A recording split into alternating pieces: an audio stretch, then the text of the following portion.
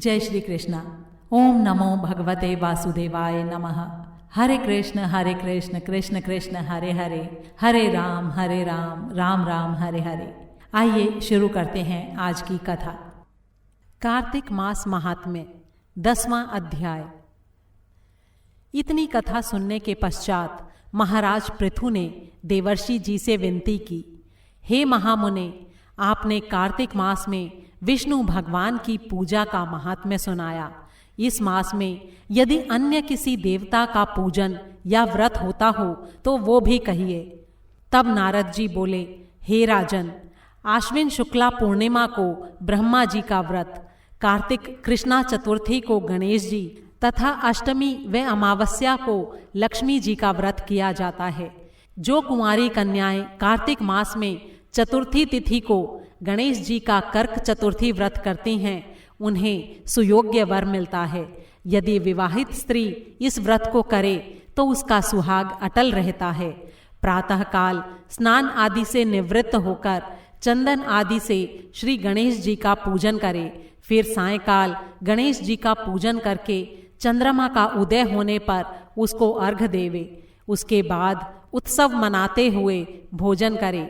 सधवा स्त्रियों को अपने सुहाग की रक्षा के लिए ये व्रत अवश्य करना चाहिए। कर्क चतुर्थी व्रत के महत्व का वर्णन करते हुए नारद जी ने कहा, हे राजा पृथु, अब इस व्रत का एक इतिहास हम तुमको सुनाते हैं, ध्यान पूर्वक सुनो। भद्रावती नगरी में सुधर्मा नाम का एक राजा था। उसके रविदत्त, सुशर्मा, जयशर्मा और सुशोभन नाम के 4 पुत्र और वीरमती नाम की एक कन्या थी। सुधर्मा ने अपनी कन्या का विवाह देवव्रत के साथ किया था। वे दोनों प्रेम पूर्वक रह रहे थे। एक दिन अचानक घर पर सर्प द्वारा काटे जाने से देवव्रत की मृत्यु हो गई। ये देखकर वीरमती जोर जोर से रोने चिल्लाने लगी।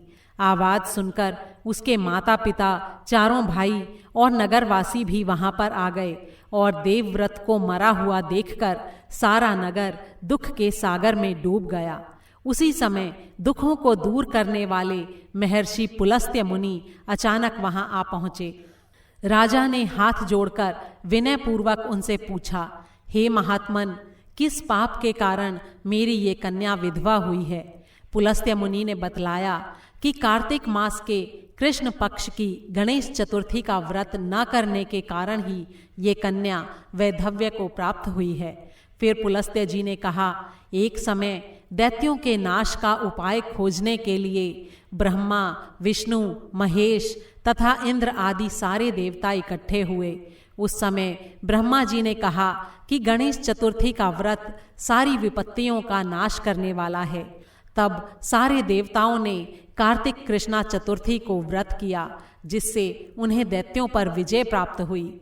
विजय होने के बाद सारे देवताओं ने गणेश जी से कहा कि कोई वर मांगो। तब गणेश जी ने कहा कि जो स्त्री कार्तिक कृष्णा चतुर्थी का व्रत करे उसका पति चिरजीवी हो तथा जो न करे वो विधवा हो। इसलिए समस्त स्त्रियों को ये व्रत अवश्य करना चाहिए। हे राजन, तुम्हारी कन्या ने इस व्रत को नहीं किया था, इसी कारण ये विधवा हुई है। यदि अब भी ये इस व्रत को करे तो इसका मृत पति जीवित हो सकता है। इतना कहकर पुलस्त्य मुनि चले गए। तब राजा ने अपने दामाद का शरीर तेल में सुरक्षित रखवा दिया। इसके बाद जब कार्तिक मास आया तो उसकी कन्या ने विधिवत व्रत करके उद्यापन में ब्राह्मणों को दान दक्षिणा देकर उन्हें संतुष्ट किया, जिसके प्रभाव से उसका मृत पति फिर से जीवित हो गया।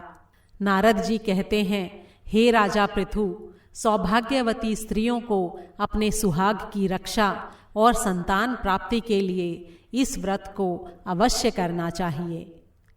बोल श्री विष्णु भगवान की जय। 10वां अध्याय समाप्त हुआ।